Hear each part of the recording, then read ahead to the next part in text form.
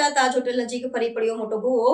અકોટા મુજમોડા માર્ગનો એક તરફનો વાહન વ્યવહાર થયો બંધ। વડોદરા શહેરના અકોટા વિસ્તારમાં તાજ હોટેલ નજીક મુખ્ય માર્ગ પર ફરી એક વખત વિશાળ ભૂવો પડવાની ઘટના નોંધાઈ છે।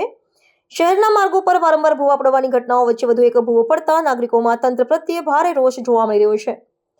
માર્ગની વચ્ચે અચાનક ભૂવો પડતા મોટી દુર્ઘટના થવાનો ભય સર્જાયો હતો। આ ઘટનાની જાણ થતાં જ મહાનગરપાલિકાનું તંત્ર તાત્કાલિક ઘટના સ્થળે દોડી આવ્યું હતું અને કોઈ અનિચ્છનીય બનાવ ન બને તે માટે અવરોધક લગાવીને ભૂવાવાળા વિસ્તારને સુરક્ષિત કરી દીધો હતો। આ ભૂવાને કારણે અકોટાથી મુજમોડા તરફ જતો માર્ગ એક તરફ બંધ કરવાની ફરજ પડી હતી, જેના પગલે આ વ્યસ્ત માર્ગ પર વાહન વ્યવહારને અન્ય એક માર્ગ પર વાળવામાં આવ્યો હતો, જેનાથી વાહન ચાલકો અને મુસાફરોને ભારે હાલાકીનો સામનો કરવો પડ્યો હતો। ચોમાસાની ઋતુ પૂર્ણ થયા બાદ આ શહેરના વિવિધ વિસ્તારોમાં આ પ્રકારે માર્ગો બેસી જવાની ઘટનાઓ સામે આવી રહી છે, જે માર્ગ બાંધકામની ગુણવત્તા અને ભૂગર્ભ ગટર તેમજ પાણીની લાઇનના સમારકામની કામગીરી પર ગંભીર સવાલો ઉભા કરે છે।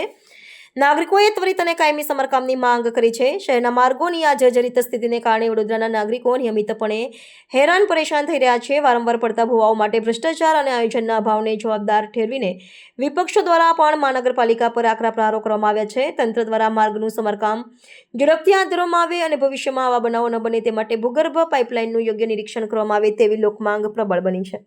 વડોદરા શહેરના તમામ નાગરિકોને બ્રેકિંગ ન્યૂઝ છે અને ખુશ ખબર છે કે ફરી વોર્ડ નંબર 12માં અકોટા વિધાનસભામાં ફરી એક મહાકાય ભૂવો પડ્યો છે તાજ હોટલની સામે।